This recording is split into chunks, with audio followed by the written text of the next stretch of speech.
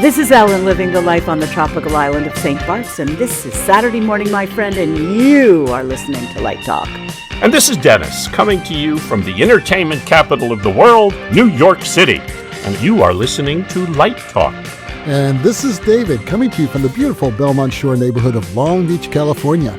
If you don't already know, you are listening to Light Talk, and we are the Lumen Brothers And Sister. That's right, Ellen. Welcome, everyone, to episode 471. Phew. And today, we have another great guest.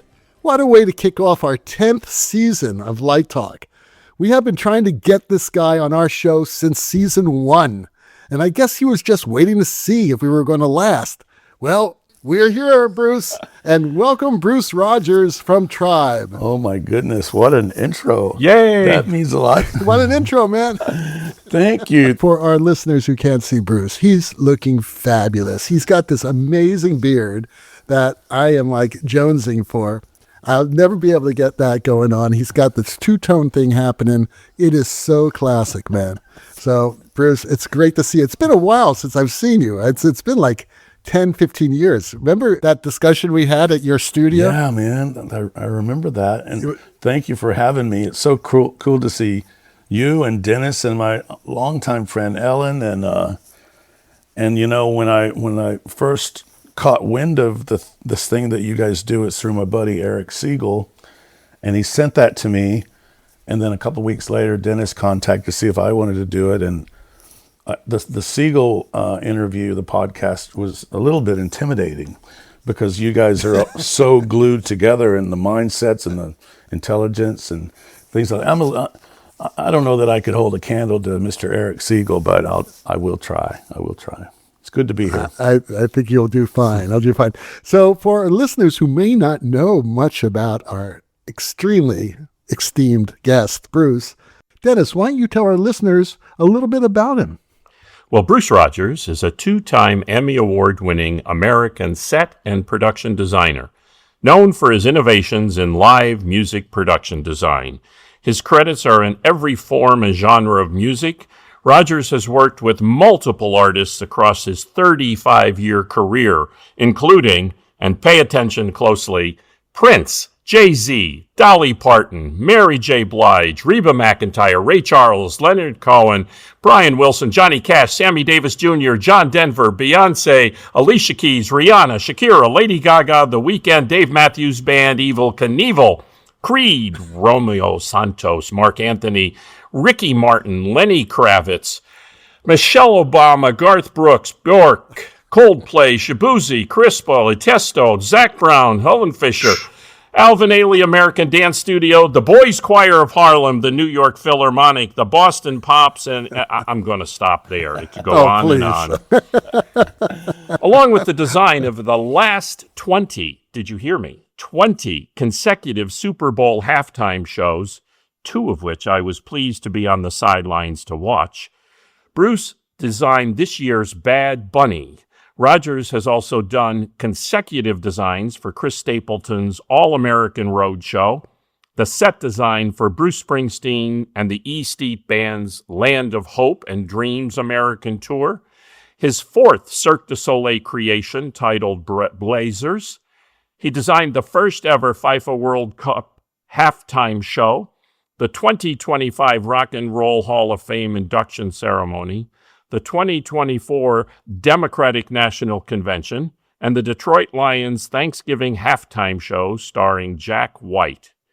Bruce is currently designing the 2026 FIFA World Cup halftime show, also the 2026 MLB All-Star Game ceremonies, and if that's not enough, the America 250 4th of July free concert in Philadelphia, Pennsylvania. Wow. I'm out of breath. I have no more saliva left for this show. I'm exhausted too. I'm amazed. Exhausting. I mean, you had me at Evel Knievel. Okay. Wow. That's all I can say. Let me tell you, that was a fun summer. The man who jumps over fountains and canyons. Yes. In a rocket. I had to put Evel in there. The project didn't get made, but the meetings were happened, and I had to throw him into my list because you learn I love from it. interacting with all kinds of people, and to interact with Bruce Springsteen or maybe an Evel Knievel is two similar things. But yeah, I spent about a summer of meetings with Evel Knievel back in the early 90s to help him design some ideas for a museum. And they were always morning meetings, and he was just fabulous. And I don't know, I feel like I learned a lot from him in just those short meetings. And all the as a little kid, I had the Evel Knievel toys, and he told me about how the toy business worked out for him. And just a regular guy. I think in my business, most of the people that I work with, Chris Stapleton's a great example, Dierks Bentley, Evel Knievel, they're cool people, and they're regular folks. And sometimes the regular folks thing transcends into a superstar status that kind of separates them from the rest of us. But I've been lucky not to have that happen. Anyway, it's good to be here with you guys. Everybody's going to want to know about those 20 halftime shows. But before we get into that, I have to ask a question. Please and do. that's about your Broadway work. Oh, gosh. Our Crack a Light Talk research team told me that you did a Broadway musical with Melissa Etheridge called My Window back in September of 2023 at the Circle in the Square. Yet, it wasn't in your bio, and it's a little known fact. Can you tell us a little about that for our theater folks? I feel terrible that is not in my bio. It was actually a great experience, the only Broadway experience that I have. And Melissa called, and she probably could have picked anybody to help her on the gig, but she wanted someone from the rock and roll world, and that's me. And of course, I jumped at it. The director's an old friend of mine, Amy Tinkham, and then Abby Rosen Holmes was on board to light the thing. And the amazing Olivia Sobeski was doing content, and the budgets were tight. When we went into that theater, it was empty, and I was inspired by the emptiness, and so we basically took that was the set design, was the empty theater, but we painted the black background in sort of that projection-friendly black paint that has the silver stuff put in it. And so that I could contribute most of my budget over to Olivia's side and help her to do more and more beautiful projections like she did. But yeah, I got to add that back into my bio. Melissa is an incredible performer and is incredible 5 feet away from everybody. And to be there with her while she's telling her stories for those few months was really pretty inspiring, and I'm happy that she was able to be doing that in the big city. Unfortunately, I didn't get to see the show, but a close friend of mine saw the show, and he said, "Dennis, you got to go and see this show. It's absolutely beautiful and emotionally gut-kicking, and I'm sorry I missed it. It sounds like it was a good experience for all involved." Yeah, it was incredible. And I said this earlier, that being on Broadway for the first time in my life and having a simple solution like that in the midst, in the neighborhood of the designers that I love so much that work there on Broadway, they're probably the biggest thinkers in the world, to be able to come up with the intricate designs that take place in these very small theaters. And it wasn't lost on me that I was hanging around a pretty incredible neighborhood there. So happy that, and I will put that back in the bio, I think. I don't know why it's not there. You know, while it's not a Broadway production, you do mention another theatrical experience that I loved, De La Guarda. Tell us about that. I think people flew, they got wet, It moved to Vegas. It was in a lot of places. What was that going on there? Well, that was the group out of South America, the Fuerza Bruta, and we met on a project that I did for Vogue magazine, and I think MTV produced that piece. But we were able to go there, see their show, and then work with their creative team to somehow come and do part of their performance on this Vogue fashion show that we were doing. So not my design, De La Guarda, but there you go. That is an example of what happens in my line of work. Is often you get a chance to collaborate with other great artists and creators, and that's a good example of that. So what got you into this business in the first place? That's a good question. Well, I grew up in Odessa, Texas. I think some people might not know where Odessa is, but this is a place that was written about years ago on the book Friday Night Lights.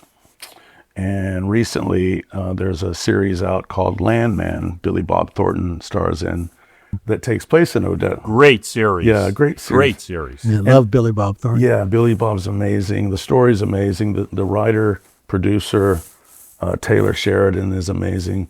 And I say that, but in the first season last year or two ago, my kids, I have 3 amazing kids and beautiful wife, they started watching this series called Landman, and I'd not heard about it. And I got home and they wanted me to watch it, and they said, we're learning more about you than we ever knew. And I said, oh my God. I tried to watch Landman, Dad. and I couldn't watch it. It was just too much. It was too close to home. It was things that I had forgotten that were coming back into memory, and finally I kind of got the gumption together to watch that and embrace some of my past. But basically, to answer your question, raised in Odessa, Texas. My father was a truck driver, and my mother was a homeowner, and did all kinds of interesting creative jobs around town. And we were raised to do, anything that we really wanted. Not a lot of money in the household, but a lot of love and a lot of support. And you can do anything. You just dream big, all that kind of stuff. And so, and I had some cousins that lived out in California. So I just knew in my head that this remote place called Hollywood might be achievable. I had an issue when I was a little kid where I had a pretty good fear of the dark, and I could not figure out a way to go to sleep, just a little kid. And so my folks would let me stay up late and watch the late movies. Remember back then there was only 3 channels, but at the end of the evening you might have 2 movies lined up, one after the other. And there was always that break in between the 2 movies where they presented little 15-minute behind the scenes. And the one I particularly remember is the Planet of the Apes and all the makeup and everything that they did. And I glued myself to that at 11 o'clock at night, and age 6, and thought, well, wow, that's incredible. My cousins live out there, cousin Billy and Nancy. And I just thought, I bet I could do that. I bet I could go there. So for the rest of my life growing up, just absorbed as many films and everything I could do as possible. And finally I started, I got into high school, started taking drafting classes. Things got twisted, and I thought maybe I would be an architect. And then I met a local architect. He let me come to work with him. So I would, in high school, I was drafting for basically a residential architect in Odessa, Texas.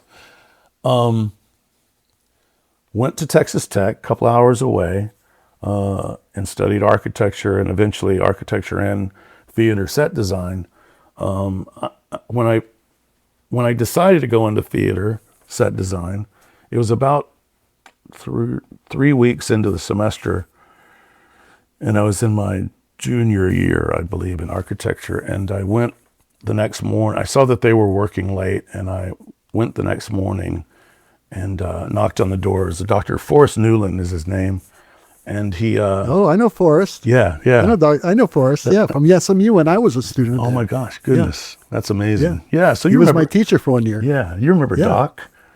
And he. Oh, of course. And I showed him my drawings, and I could draft and all that kind of stuff. And he goes, "Yeah, let's take some classes. I'll get you in the set design program starting tomorrow." And I ended up helping him teach the other students how to draw, and it became kind of this really great way, just a more focused way forward for me. And hanging out with all the folks there just became a life that I really, really wanted. So finished school, went with Doc to Wichita, Kansas for the music program, and serving as his like assistant technical director for a summer to make a little bit of money before I moved to Los Angeles. And while there, that particular music festival, theater festival, they had brought in several lighting and set designers from Broadway. And they said, "Where are you going to go after this?" And so I'm headed to LA, and they gave me a phone number to call. So I called this guy. His name was Jeremy Railton, and I said, "I'm going to be there in 1st of September." And they had already called him and said, "You got to hire this guy." So I got lucky and went in and got to California and went to meet Jeremy. And I literally had a brown paper bag of my drawings and sketches and stuff. I literally poured them on his desk, and he was like, if anybody knows or knew Jeremy, rest in peace, Jeremy. Yep. He that was his thing. He said, "I totally understand not being organized, but I also understand I'm looking at some drawings and sketches and things that I know you know what we're going to try to do." And he hired me on the spot. That lasted 10 years. But after the first year of working with Jeremy, I knew that I wanted to do, I wanted more. And so I made a proposal to him that we make a partnership instead of being his assistant, and that we would create some sort of like an architecture firm for set design. And we did that. And over the course of 10 years, I think by the 10-year plan, we had about 50 designers working for us. And we were doing museums and ceremonies and lots of television, lots of music tours, things like that. And what I loved about Jeremy is that he didn't have just one focus. If the phone rang and it was a guy from Toyota who wanted to do a car show, we would take that job. And it just became that. And that's sort of the way I've run my business since then. That's why I've got such a kind of a resume that is in almost every part of the planet. And I still love doing that. I still have friends from the early days. I just had dinner with Jerry Harris from PRG the other night, and we were remembering some of my early shows. So that's, long story short with that, is that one of the projects at the end of that 10-year relationship was the Atlanta Olympic Pavilion there at Centennial Park, and that was my baby. And I was there in Atlanta for the whole month, and I was there that night when unfortunately when the bomb blew up. It was right at the corner of our front of house tower. I don't know if you remember any of that. And for the first night in about 10 nights, I was not in that front of house tower. I was in the pavilion. And but I did see the explosion, and I did see where it came from, and I thought that a lot of my friends might have gotten hurt, and ran over there, and they had been evacuated on time, thank God. by Richard Jewell, who was the security guard that they kind of, blamed without proof. And then that helped he was ill after that for years and years, and he passed away. But it was a pretty traumatic evening, and I used that to kind of look deeper at myself and think, okay, maybe it's time to do something a little similar but different. And so I resigned from the company when I got home from the Olympics, and then spent about 3 months traveling through the Northwest with Shelley, who was not yet my fiance, but close, and decided when we got back that I would start a company called Tribe Inc. And that's what we did in 1997. And where does the name come from? Where does Tribe come from? Well, me and my friends who are in this same business, and we really, and focusing on concerts, for example, used to like to try to think very, very deeply on what it is that what's a concert for?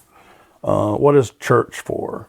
What is any kind of gathering where you and the person sitting next to you are not really acquainted? You're experiencing something at the same time. You leave that something, let's say it's a concert, at the same time, but you might remember that concert, you might remember that congregation of people for the rest of your life. And for that moment, you were a tribe, maybe Bruce Springsteen's tribe or Chris Stapleton's tribe. And so we used to think about that a lot and talk about that a lot and what that meant. And so that just became the natural reason for the name. And my buddy Anton Goss, who was my assistant at one point, is my best man, is quite a great production designer now on his own. I know Anton. He's wonderful. Yeah, he's wonderful. And he drew the logo, our company logo. And what the company logo is, it's almost like a circle that's been opened up, and there's an entity in the middle of the circle, but the opening is quite sharp and quite razor pointed. And so that's under the theory or the thinking that we had that when you go to enter any group, you have to be very, very careful that it's a dangerous, sharp entryway that you have to be very careful with, not only when you're going into it, but when you're leaving. And that's the way we felt that our businesses should be run and our relationships with other people should be, is that you always want to be really careful going into the relationship and leaving the relationship. And so that's, in a way, that's the logo, and that's the reason why we call our company Tribe. So Tribe, over how many years? Three decades? 2 decades? What is it? Well, 97. 2 decades? Yeah, I think it's... yeah, okay. You're going on 3. Yeah. That's crazy. Yeah, it is crazy. I mean, you have done everything from huge rock concerts, right, to big theatrical exhibitions, to the Super Bowl for 20 years, and presenting work. You've created work on the largest stage in the world.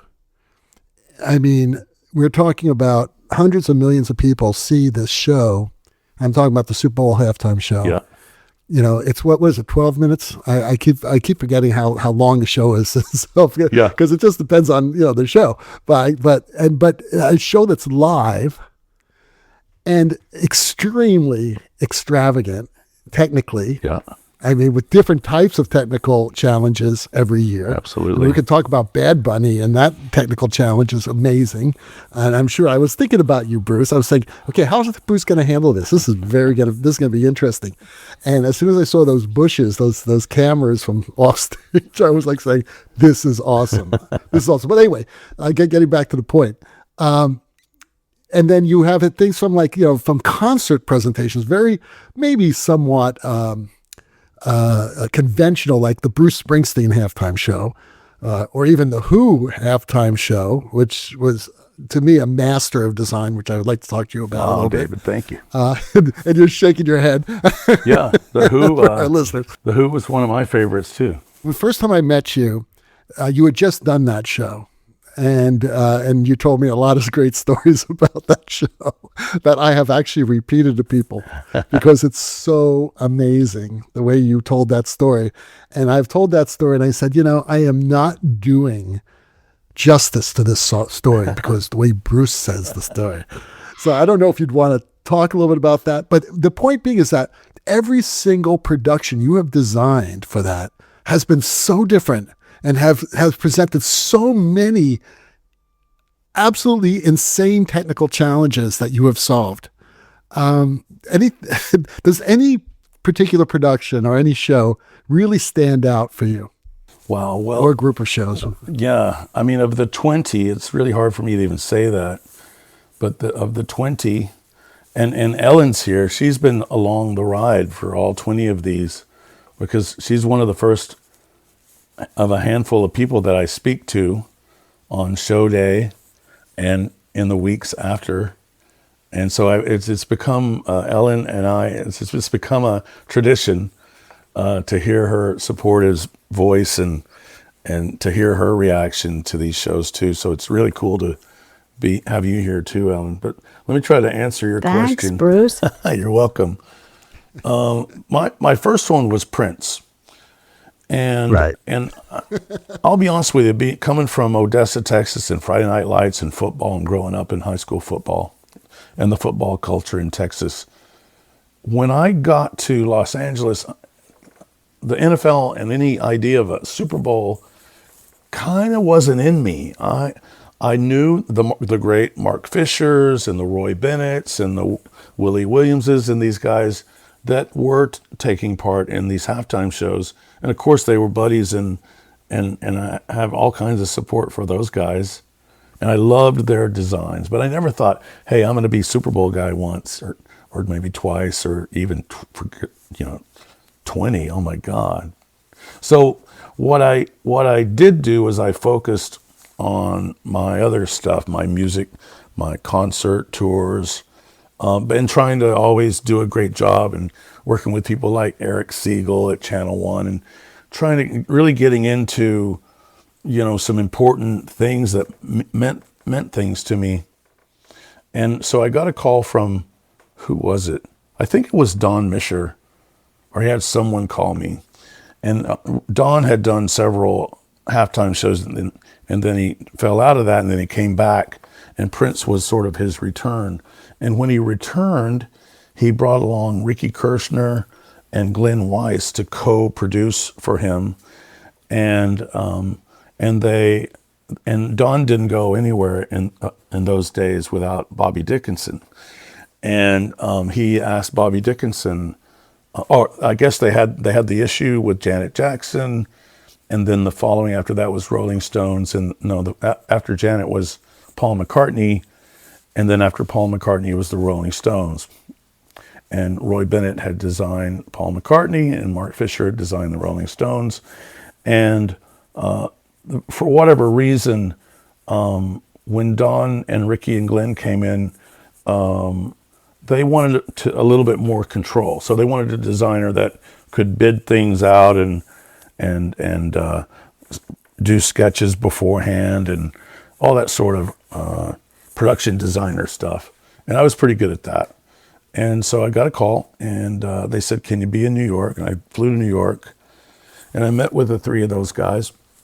And I'd never met Don Mischer. I'd heard of him growing up in the business. And, the great Don Mischer, he was, I'm going to say 7 feet tall, but he was probably 6'6", giant Texan.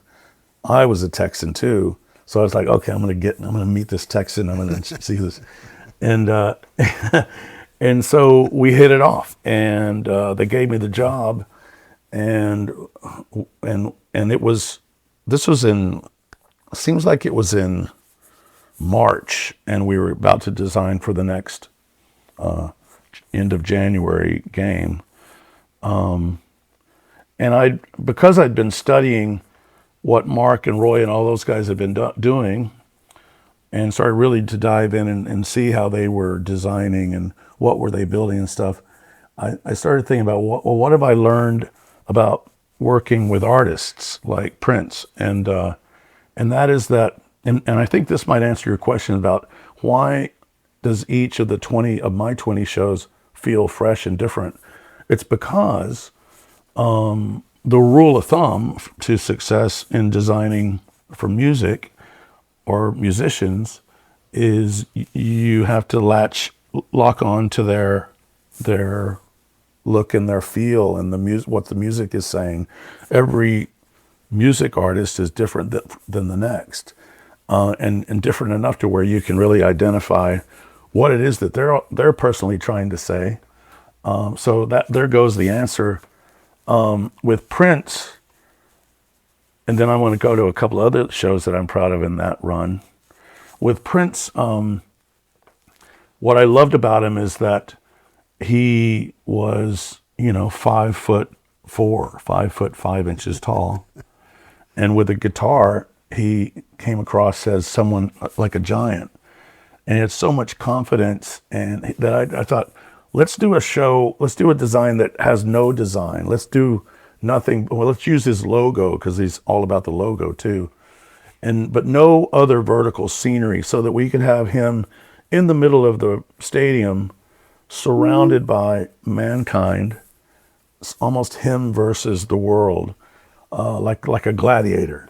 And we moved the set to the middle of the field. And we talked to Don about it, because Don was not only the executive producer, he was the director. And he shot it as if it was a 360 show. The gag where we had that silk blow up from the fans to get that silhouette, that was out of a conversation that we were talking about. We need something special, a moment. And they were remembering, Bobby and Don did the Atlanta opening ceremonies, where they built a cylinder, basically a wall, about a 60-foot diameter wall of silk, and all the athletes or the dancers were inside, and they cast shadows of all those athletes doing the discus and things like that. And they were like, how can we do a trick like that? And I said, well, we can find a place in the logo set design to have the silk blow up. And then Bobby said, Bobby always had the answer of the exact kind of light he would do. And so we did a sketch, and Prince approved it.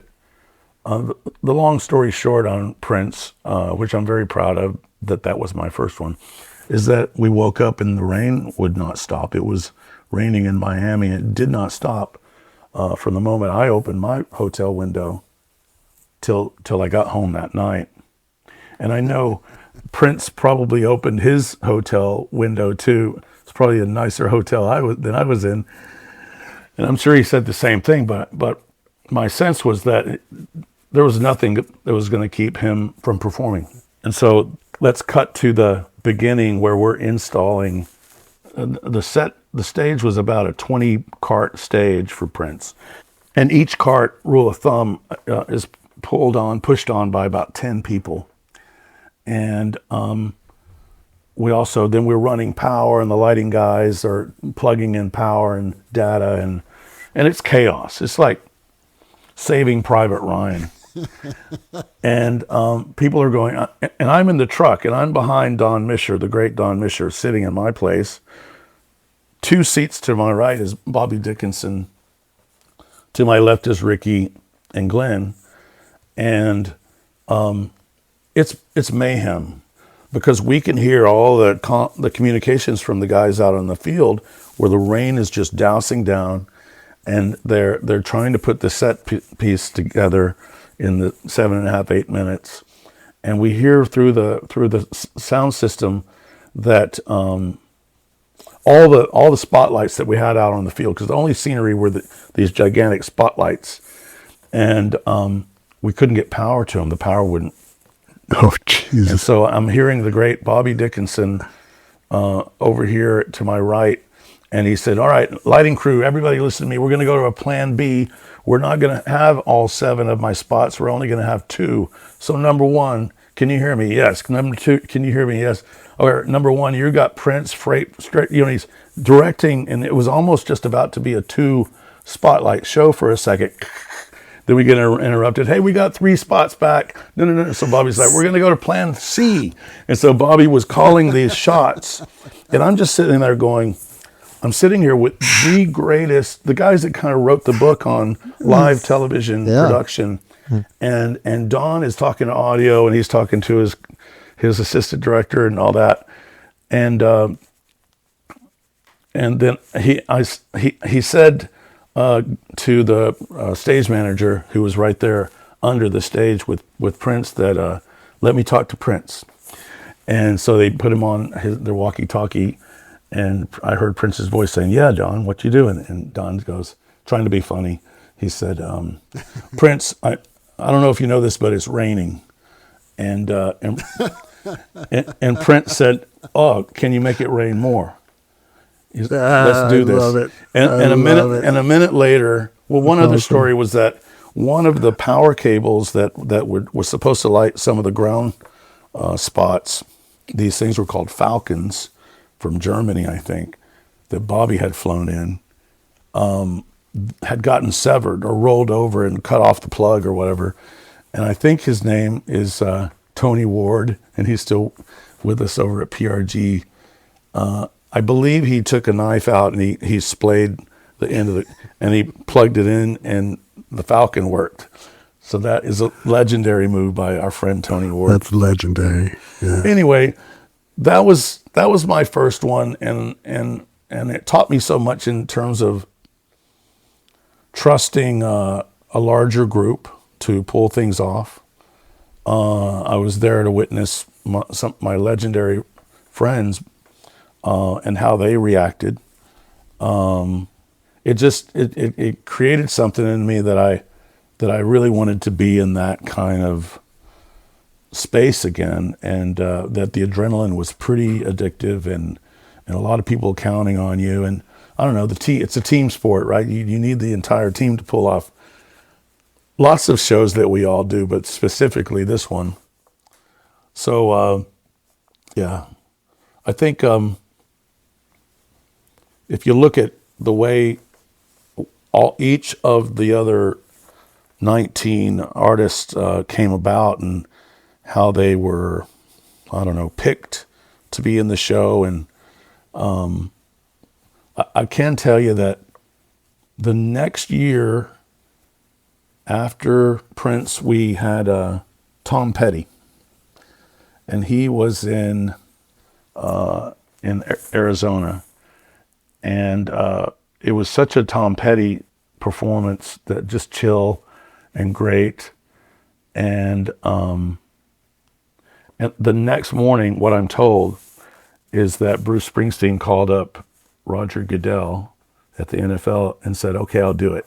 They had been asking Bruce for years to do the Super Bowl halftime show, but only after Petty did it did he see himself there. And so that the following year, it was Bruce Springsteen. And all the years kind of tumble into the next, and kind of work with each other. You talk about the adrenaline rush, and I remember when you and I met initially, and you were telling me these stories, and you told me a story about The Who, and the rush of adrenaline that was going through your body and everyone else on the team, knowing that this is live, right? This is complex, this is not easy, it's got to be choreographed. And I believe you told me that for The Who, because the set was basically a circular set and it was pie-shaped pieces, that you really never got a chance to really rehearse it completely because of the rain or something was going on. And the first night, basically where it all came together, was show night. Right. And, the run on that type of it's different if you're doing a show, like a regional theater show. And of course there are going to be mistakes, on opening night. Like, that just happens. And I'm sure there were mistakes on all these. But if one of those wedges was not connected, it would really have been a problem. Yeah, absolutely. Everyone would have known. Right. And and I just, it's something that's beyond my capabilities. I could never work under that type of pressure. I mean, even the pressure I do just doing operas is crazy for me. But to do what you do it takes a special person, an artist, and also an incredible thinker to be able to solve these problems. Like with Bobby, we had Bobby on the show like 2 months ago. And, you're right. He's like the best when it comes to that. But so are you, Well, So I don't know how people like that are bred. Are the Texans? I mean, what's the deal? yeah, there? what is it? What is it? No, I learned so much from Bobby through other, not only Super Bowl, but some other projects we did together. And I just think once you are able to do something huge, you have to really take one step back and realize you're in a group of about 1,000 people, and everybody glued together is a very powerful system, and that's addictive too. There's the adrenaline. There's this team effort thing. It's just not one person. But what I am good at, and I learned this as a young kid, is that I really do appreciate builders and engineers and thinkers, and I don't think I could have survived this many Super Bowls if it was a me kind of world. I think that I fell in love with the way that our staging supervisors, the great Cap Spence and Doug Cook and those guys and Tony Hauser's, are able to work with crews to make things move, and a lot of this I learned from for at least 10 years of touring shows that I helped design, where every road show that lands in a city tomorrow morning is met with the local crew to help build that design over the course of 6 or 7 hours. So in a way, that's similar to what we do in 8 minutes. So I don't know. There are so many amazing live show production teams out there. The Grammys that do turnarounds that would blow your mind. The Tony Awards, where the crews are just so precision and smart and all that kind of stuff. And I always thought, well, I'm part of a crew like that too. It's the Super Bowl, but it's cosmically an entire family like all of us on this call. It's why we do it. We are all in show business because of the satisfaction that we get from helping others or entertaining others or solving problems no one else can solve. It's just a thing we all get into. The Who, you mentioned The Who. The Who was based on the Royal Air Force logo that The Who has always had in their artwork. And I was like, well, what if we build that shield? It's almost like a shield. And what if I make it in lines of my strips? My strips back in the day were those 5-foot long strips of LED. And I think we required 3,500 of them, and there were 4,500 in the planet. We had to fly some in from. Oh my God! Anyway, and connecting that many, we found out there wasn't really the technology to connect that many. So our guys, our video guys that I call the ninjas, and I think back in those days, now that most of them work for Fuse, but back in the old days maybe VER, and they helped figure out ways to connect all those pixels. But over the course of 13 days and about 18 rehearsals, you remember correctly, it did not work. It wouldn't. The way it would spark to life is it would start at 6 o'clock, and it would go all the way around the clock dial and come back to 6 o'clock, and it would be on and ready to go. And that never happened in the 20 rehearsals that we had. So I'm like praying. So there we are with The Who and all the pixels that we were trying to wrangle. And underneath the stage was sort of a rat run, I call it. It's about a 4-foot circular path all the way around the high part of the bowl. And there was some 390 connections between lighting and effects and and video. And the stagehands had to create this ballet to be sure that that's my connection, that's my connection. And they just became better at it and better at it. And it comes to the 2 nights before the halftime, before the Super Bowl. And not only did it not come to life during that rehearsal, but it took like 9-10 minutes. And I just remember Ricky Kirshner calling us all in a meeting, all our staging guys and myself, and he said, "Look, I'm gonna go around this room, and I want you to tell me how long it's gonna take to load this thing in, so that we know it works. And I'll go to the NFL and ask for more time if I have to." And he goes to me first. "Bruce, how long is it going to take?" And I said, 8 minutes. And the last time we did it was 13 minutes. He goes, "Of course you're going to say 8 minutes." And he went to the next guy, and these are hardened stagehands, union guys, right? And they went to the first guy, and he said 8 minutes. And all across the table, 8 minutes, 8 minutes. And it just made me feel so good, to think these are my guys.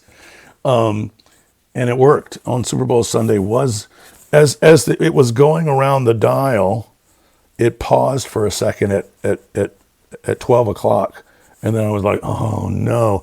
And it started to retreat because you see all the pixels lining up.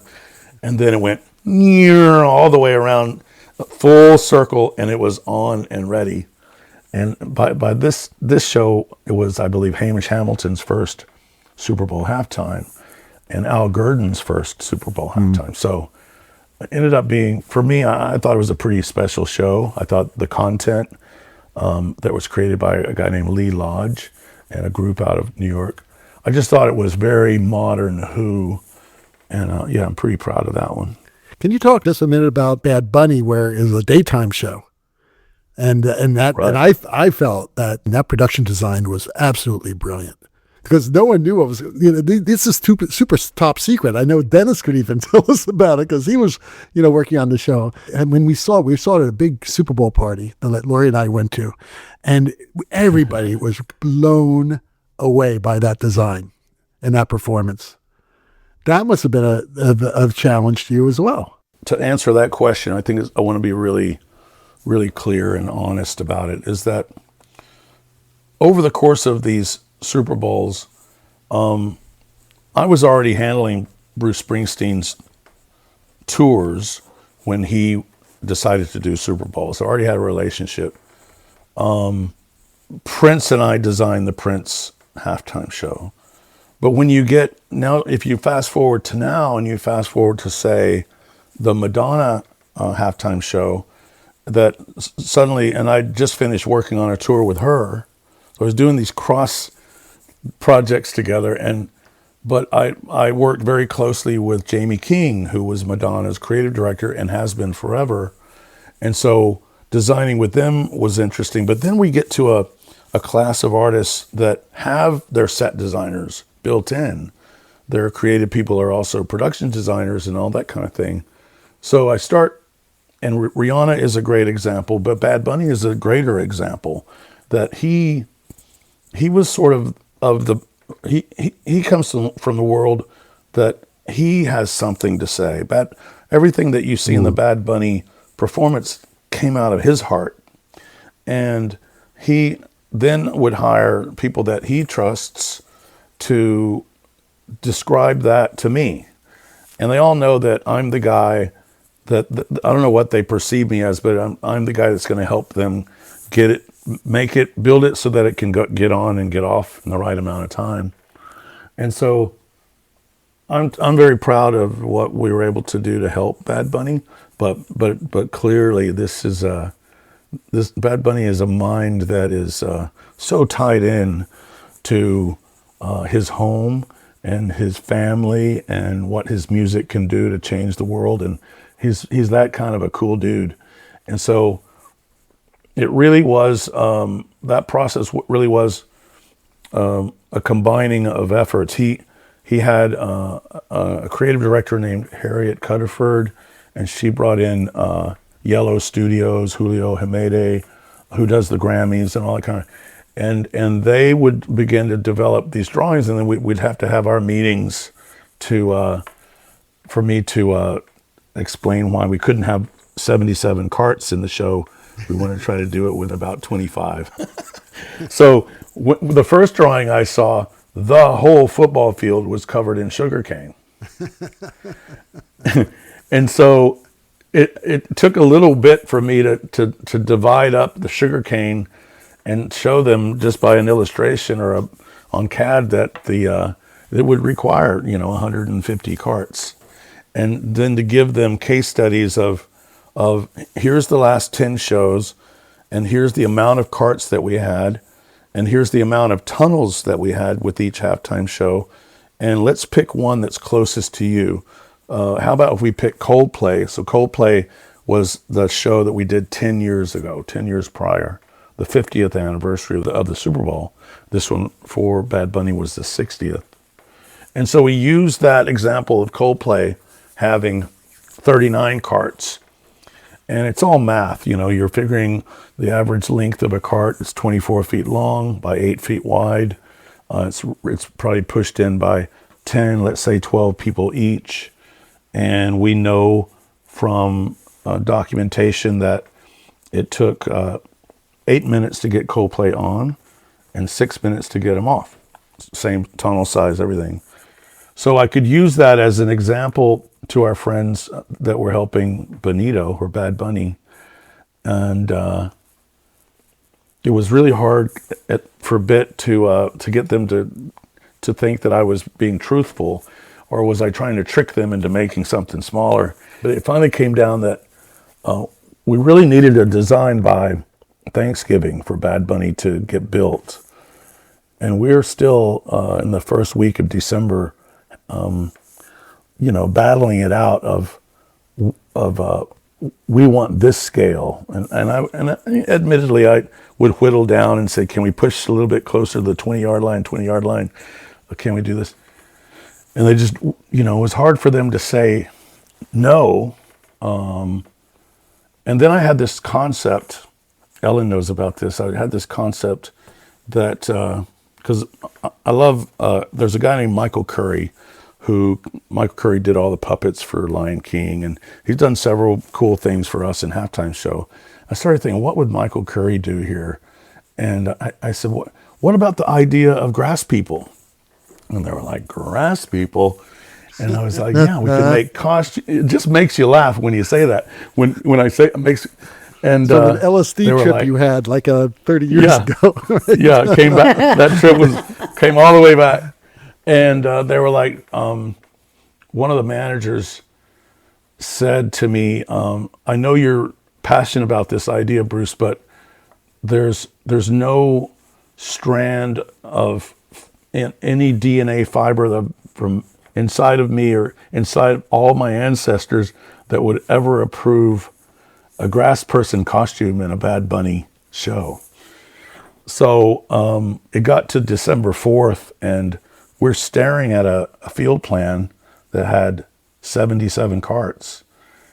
And I had secretly had a company make a mock-up of the grass costumes so that I could feel better about it, and I said, I presented that, the photos and a little movie of a person walking in a grass outfit.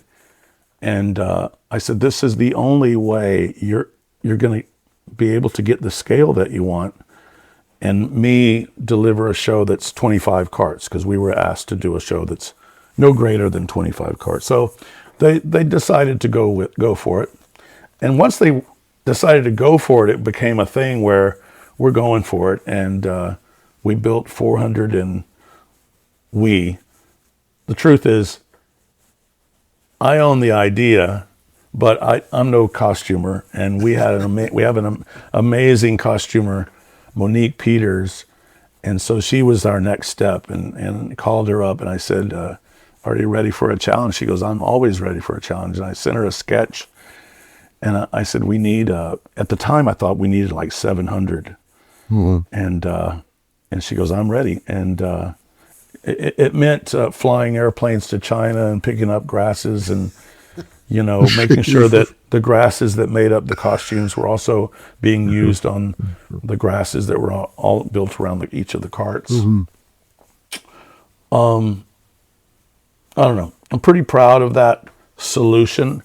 I wouldn't call it anything more than just a seasoned problem solver who saw a little idea and actually, I know they're happy about the idea now, that they weren't earlier, but now they are. So It became a big thing. I mean, it was a huge thing. Like, how did they do this? And this is how they did it. And everybody loved it. Whether you're a theater person or just a football fan or whatever, everybody loved it. So, congratulations. Thank you. I think his goal was a non-political love story, basically. I'm going to tell the world a love story and using my music and my dance and the look and feel of where I come from. And the humanity of it. And when you look at the grass people, it's that's the humanity of it. Nature, love, everything. Everything. Yeah. It's beautiful. Yeah, and a real wedding and a real, everything was real. It was real. Yeah, his ideas are so brilliant kid, man. Yeah. Bruce, I'd like to ask about another show and something you had said. I mean, you've gotten a lot of accolades over the years. As we said, you had 2 Emmy wins for halftime shows, one for the Rihanna show and one for the Super Bowl 56 with Dr. Dre and Snoop Dogg and the rappers. But you also had 2 other nominees for the Lady Gaga halftime show and The Who that you talked about. Yet, my friend Ellen had done an interview with you last year in which you said the Super Bowl 59 halftime show was a spiritual quest for me more than any other halftime show design I've ever been a part of. 59 was the one in New Orleans with Kendrick Lamar. And there was no Emmy nomination or anything, but that seemed to be one of the most important shows for you emotionally, perhaps. What did you mean by that? Wow, that's a great question. Well, Ellen asked it first. No, of course, Ellen asks the great question all the time. Well, sometimes when we get into these design processes and you're working with an artist in an artist camp that is in your same wavelength, it becomes a beautiful thing. Sometimes it's harder to get on the same wavelength, and sometimes it becomes harder to just try to process design, and things are taken personal and all that kind of stuff. Almost where the Bad Bunny experience could have gone easily because we were under so much pressure and behind schedule and things like that. But I think for Kendrick, the design team and Kendrick's way of storytelling was, Mike Carson and Dave Free and the lead creators for him were just interactive and friendly and appreciated what we brought to the table. It was also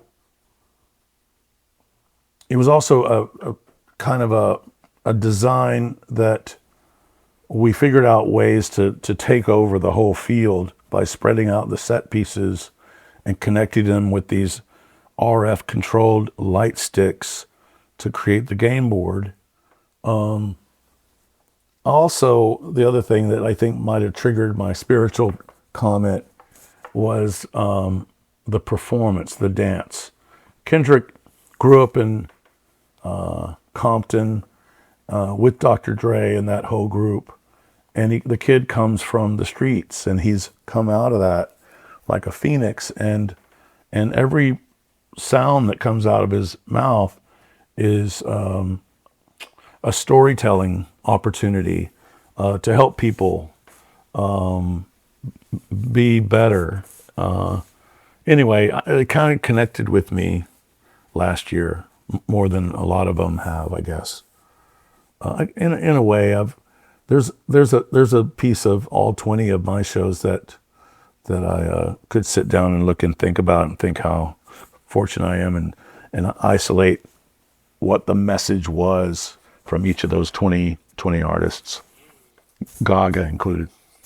I love the fact that you just noted how fortunate you are. What you personally have gotten out of these is really something special. Just listening to you talk about them, it's fabulous. Thank you. Bruce, I think you should write a book.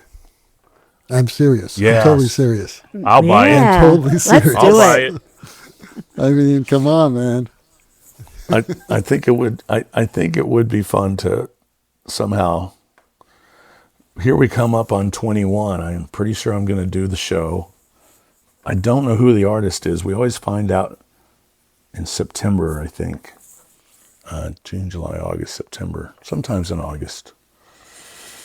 But this next one's going to be very tough because we've got to Bad Bunny raised this bar so high that the audience is expecting more. And the audience has changed too. The audience is very sophisticated, even the young people. And I knew after Kendrick that you could go online or go on Instagram and you can just track what people are saying and what they took away from that halftime. And it's social media allows kids and people to compare notes and to tell each other what they learned or what he was saying to them and that sort of thing. And that just really, I'd never seen anything like it until Kendrick.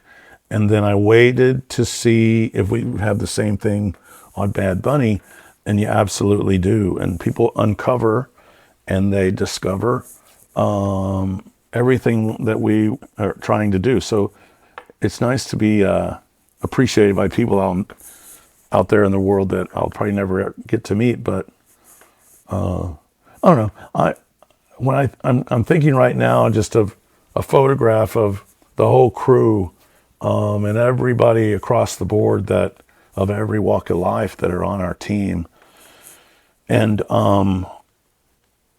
some oddballs too. There's some very interesting and crazy people on our team, but and then there are the introverted, technical guys that are just so perfectly, lined up and everything that you need the technical side to be. I don't know. I wish there was a story. I wish there was a book that could highlight all the amazing people that are on the halftime team. In 20 years, there's been many amazing people, many amazing directors, many collaborators, and one production designer who's been the conduit for a lot of things that the world has been touched by. And you should be very proud of that. And I agree with David. That needs to be in your book. Oh, thank you, Dennis. That means a lot. Appreciate that. I can't wait to see what you do going back to SoFi next year. Woo-wee. That's Yeah. It's quite a stadium. I was there for NBC Sports when you did the Dr. Dre show. Oh my gosh. And won the deserved Emmy for that. Well, I tell you, what you might remember is that, yes, a daytime show, similar time frame as Coldplay and Super Bowl 50. And we thought, okay, it would help the look of the set if the sun was going down, if we kind of just, but it turns out the first and second quarter of the game historically was the fastest first half of any. So if you watch that on YouTube or something, you'll see that the show starts and it still feels a little bright. By the time we get to the end of the 13-minute show, the sun is starting to douse a little bit, and it kind of had a nice little arc there. And which other one were you at, Dennis? I was with NBC Sports for Minneapolis, for SoFi, and most recently at Levi. All right. I usually do all of their studios in the stadium. Oh, great. Oh, great. So you've been there. That was brutal with all the snow, and it was like minus 20 outside. I couldn't believe how we live in Connecticut here, and it gets cold here sometimes. But man, in Minneapolis, it was so cold you felt like your ears are going to break off like potato chips. I would like to bring up something that your friend Eric Siegel, and since you started the show mentioning him, back in February in episode 464, put a baby on that pigeon. Eric talked about one of his favorite projects. And I told him, I said, Bruce is going to be on the show. Is there any sort of anecdote you'd like to share? And I'm going to read to you what Eric shared with me about that particular show that he was so pleased with. Okay. Years ago, we did a set for an ABC News Nightline series that had a ridiculously low budget. No budget, basically. No fabrication in a shop was possible. Bruce's idea was to build our set out of cheaply available construction scaffolding parts and platforms. He augmented that with see-through printed pieces that he bungee corded to the scaffolding. We won an Emmy for that event. Bruce proves that creativity can thrive even without a big budget. Oh, that's sweet. Kudos to you, Bruce. Thank you, Dennis. Good old Eric. That means a lot. Yeah, that was amazing. I cut my teeth on a lot of news channel things. And that's how I met Eric Siegel. If I still have a minute, I want to say that the first time I think I met Eric Siegel was during the LA riots. It had already sparked a couple of days prior.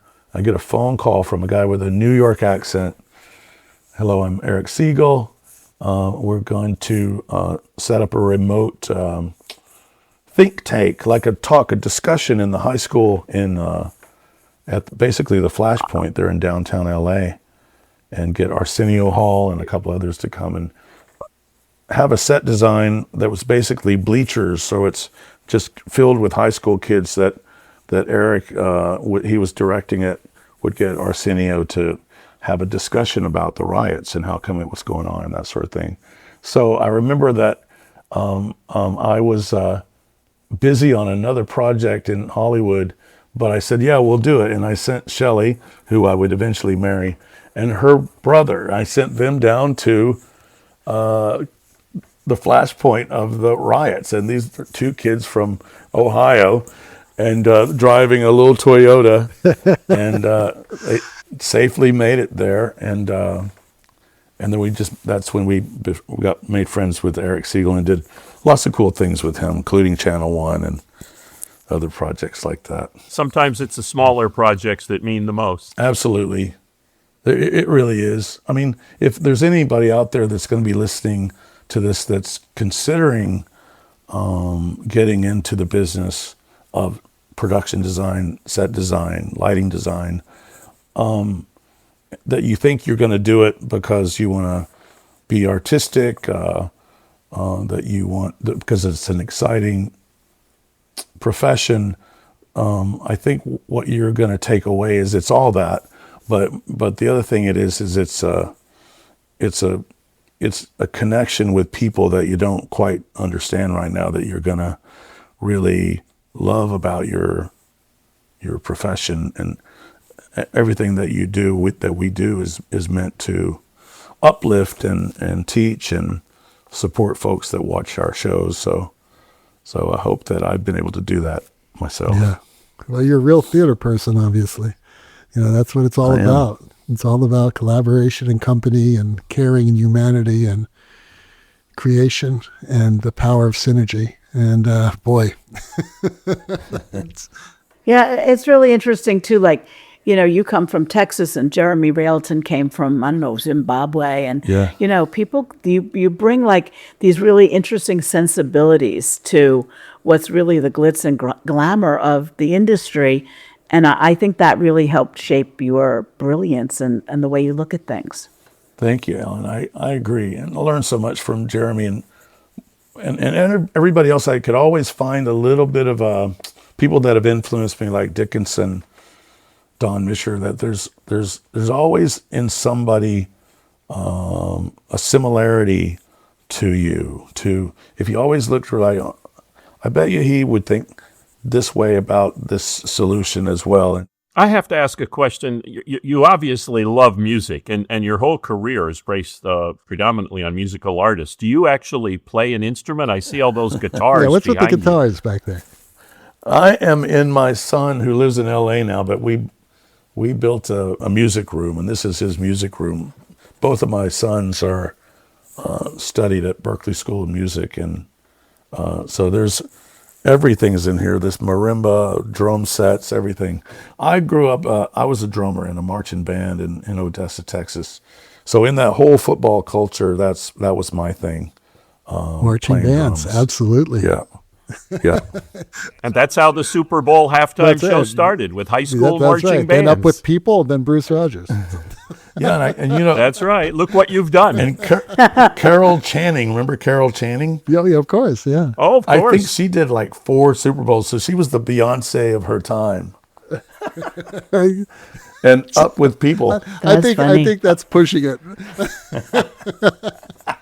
Exactly. Oh, Bruce, man, this is it's a thrill to have you on the show, and and it's taken much too long, but thank God you finally decided that you had some time, because you're the busiest guy around, so there's no doubt about it. But this is kind of my dream, and we've had a lot of really important people on this show. From you guys Josh have had some White to amazing- Ken Billington to everybody. And this is probably the most thrilling show that I wouldn't miss this for the world. But thank you so much for being on here. Thank you. Well, the rocking sounds of the Luminoids tell us that once again you've spent another Saturday morning listening to Light Talk. You can hear our show on just about every podcast site out there. Check out our website at lighttalk.org and be sure to follow us on Facebook. And don't forget to subscribe to our podcast. That way you will not miss a second of Light Talk insanity. No guarantee is offered regarding the accuracy of any statements or opinions made on this podcast. However, If you do decide to litigate, you will have to deal with me, Snoot, from the Snoot Group. And don't get it twisted. Just because I married one of these losers does not mean I will go easy on you. So don't with me. Light Talk, coming to you from the tropical paradise St. Bart's, the beautiful Belmont Shore neighborhood, the Constitution State, Connecticut, and the entertainment capital of the world, where Carol Channing did her thing, New York City. and be sure to join us next week when we dive into more lighting shenanigans and serve up a fresh, piping hot casserole of nonsense. Light Talk, broadcasting questionable Lumen knowledge and humor around the world. So we'll see you all next Saturday morning. Bye-bye from Light Talk. And thanks a lot, Bruce. Thank you, Bruce. Great to see you. You too. Thanks, everybody. Right.